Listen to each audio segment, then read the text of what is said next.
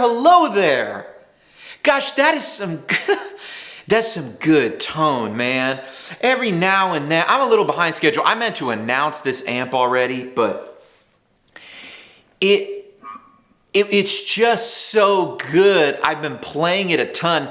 You know you got a good amp. I know that we got some good profiles when it takes me forever to tweak them, like to get all the compressor right and everything, because I end up with every sound just playing and playing and playing, and what should take me like an hour ends up taking me like 6 hours. You know what I mean? This is how we profiled the ODS 183. And this is a clone of a Dumble. Look, you'll know when I get a real Dumble. Sometimes I get emails from people. HW, is this a real Dumble? If you want to know if it's a real Dumble, go outside and look up in the sky. Because when I get a real Dumble in here, which I'm working on, I've never been closer to getting a real Dumble in right now. I'm literally going to hire a skywriter to put it above your house. Okay? That's how big of news it's going to be. And I'm working on something right now. I'm very excited about it. But sometimes plans fall through. We'll see what happens. But the ODS 183, what is it? Well, it's a transitional model of something like an Overdrive Deluxe, but it's got EL34s. It's got a thickness and fatness that I haven't found in many other amplifiers. And it really, to me, it's on par with the Steel String Singer, with the TS1. It really is a slightly different flavor because of those EL34s, but it's just an incredible, incredible set of tones here. And so I've got my favorite guitar for this type of stuff, and I definitely reference this guitar a lot more heavily for this pack because I think it's a real Stratty type thing. But I'm going to pull out some other guitars, and you're going to see in the demo that there's humbucker sounds and everything. There's all that stuff. This is NJB. Now in this pack, N, J, B, R, F, you're going to see these letters. There's a normal input or a FET input. So normal or FET is going to have a slightly different voice. Rock or jazz, R or J. Rock is more gain, J is less J. That switch really comes from, I think kind of, I don't know if Robin Ford inspired that switch when he inspired the ODS to be made. But, Robin Ford's a blues player, but, there's definitely, he's playing jazz on some records. There's definitely records where it's more blues rock. Think of that. Think of the rock jazz switch as blues rock or blues jazz. It's not really, I wouldn't get your Gibson L5 out or something in that way, that kind of jazz. But it's rock, it's blues jazz, blues rock kind of voicing. So rock is more gain. And then B is just a bright switch. And so you'll see those letters appear and stuff. But this is sort of the lower, cleaner, brighter, most Fendery kind of thing in the pack. And I've got it just juiced up a little bit. It's on this 3 profile. But just to show you what this thing sounds like, because I just love it,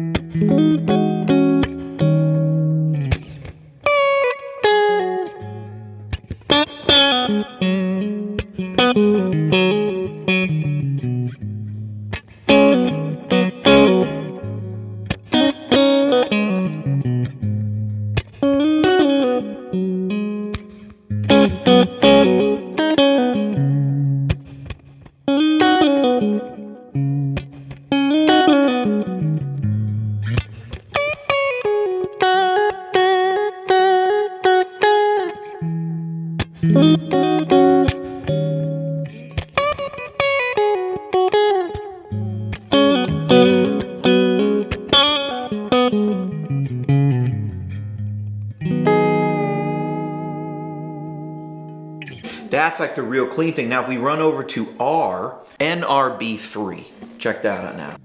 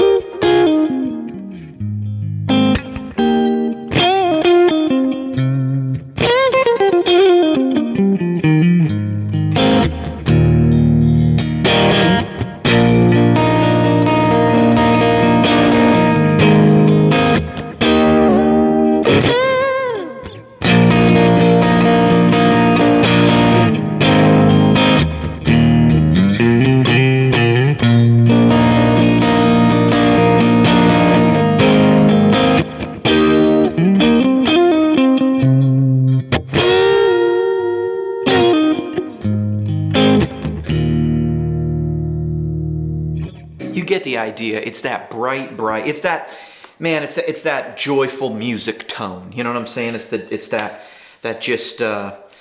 John tone, man. It's really good, and I really dig it for that thing. Different flavor than the SSS.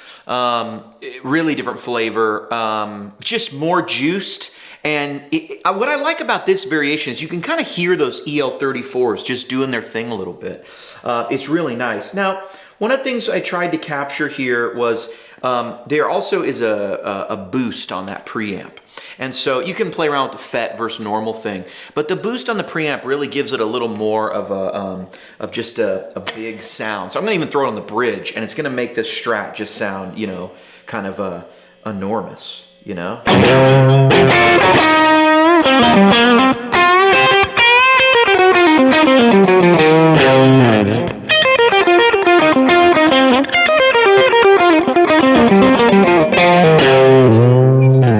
That bridge sound is big, fat, it's thick, it's great for thickening up single coils. But I'm gonna show you the lead sound now. And here is the lead channel. Now, if you're not familiar with these models, there's a lot of ODS amps, right? And of the 300 amps that Dumble made,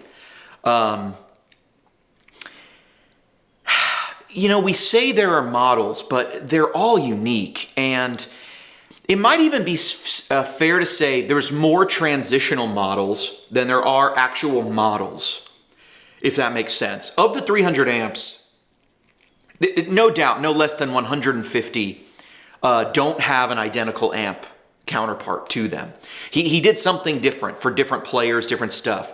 He kind of had like, and over time things changed. He did the HRM stuff and the Skyliner and the Dumbleland, and things were changing. And I mean, I would put it like this. He had like 7 or 8 things he did to the amps over time.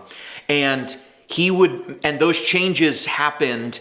And then one would be a change to the power amp. The other would be an internal a gain adjustment. The other would be another secondary internal EQ, which completely didn't exist on the earlier ODSs, and then just different things like this. So the way he was constructing the amps was just different over time. All that to say, the lead channel, when I'm describing this, I'm describing how the HRM works, really. The lead channel, it goes like this. My understanding is the clean channel is always on, and then we're adding in the lead channel sort of cascading on top of it, which is why you have the shared EQ of the 2 channels. Now, the HRM later brought in an internal EQ where you could adjust that second EQ on the second channel, which then sort of counteracts or adds to, depending on how you want to look at it, the first tone stack. What does all that mean? It means that sometimes Dumbles on the lead channel can be super cutting and just almost seem like more gain from the clean channel. because you're just adding gain stages, and other times the EQ is completely different because there can be an internal EQ stack where a lot of times what they were doing was really boosting the mid-range to give you that liquidy sound. This one is not the most dark liquidy I've heard, and with the bright switch you can actually still get it very cutting, which is cool. Sometimes the lead channels can be a little bit one-trick pony. Now if you like that trick, it does that trick. I mean, it's the pony that wins the race, you know what I'm saying? But you got to open up the amp and do the things to make the EQ different. So it can be a little restrictive in that way. What's really cool is here is without the lead, here's with the lead but without the bright switch. That's on the bridge, by the way.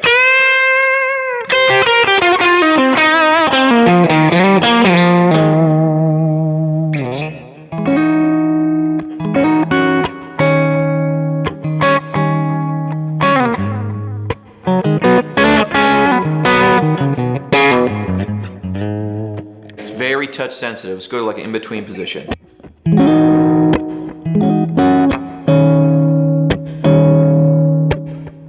Look where I'm at on the gain. I'm halfway up. I mean, this is not like a low gain sound, but it's beautiful.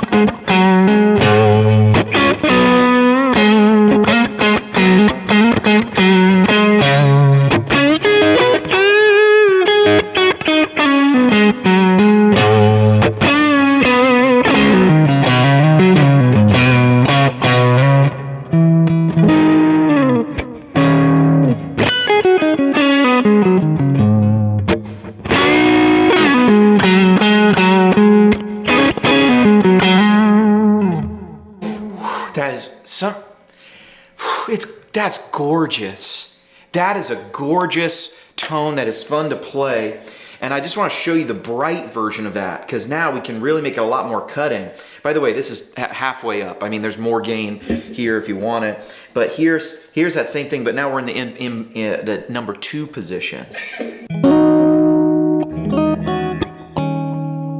You hear that extra brightness coming out because I'm attacking soft. I mean, it's with my fingers and I'm trying to keep it low, but there's a lot of gain here. But now that we have that bright switch, this sound becomes a lot more cutting.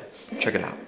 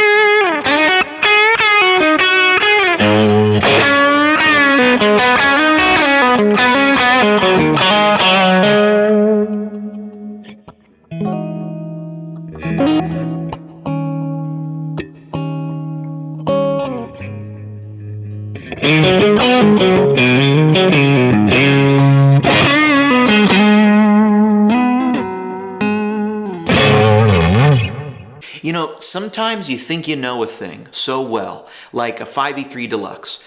You know, they make a million clones of it. Does it sound like a Deluxe? Does it sound like a Deluxe? Does it sound like a Deluxe? It sounds like a Deluxe, sounds like a Deluxe, sounds like a Deluxe. But every now and then you run across something that is like the thing you knew, it's like the thing you know, but it's just a little different variation. That variation it just brings you this breath of life. You know what I mean? It's just like, that feels good. A little bit of the 34s are a little different. The boost in front of the preamp's a little different. It's just, it becomes a different thing. It becomes a different flavor of a thing you already love. It's like they're like wine vintages. 86 is a little different than 89 because they had more rain and so there was thunder and a guy peed out there on the vineyard. You know what I'm saying? Probably. I don't know if that happened, but you know what I'm saying. I always am. I love weekends like this because I get to put out a pack that not a lot of people probably know about the an ODS with 34s. But it's just different enough. I'm excited to see what people say about it. Hey, thanks so much for watching. I've been HW. Thanks so much for watching Tone Junkie TV. The ODS 183 Kemper Profile Pack is out now at ToneJunkieStore.com. You probably saw the demo and stuff already. Check it out. Very cool. Get your strats out. Get your tellies out. And check out the demo. We did there's some bunch of humbucker sounds in there as well. Because it's not just for single coils, just for strats. I actually used P90s and humbuckers when profiling the amp. I'm just in love with Goldie and these types of amp sounds today. So my name's been HW. Thanks so much for watching. Tone Junkie TV. Like, subscribe if you get anything out of these videos. HW.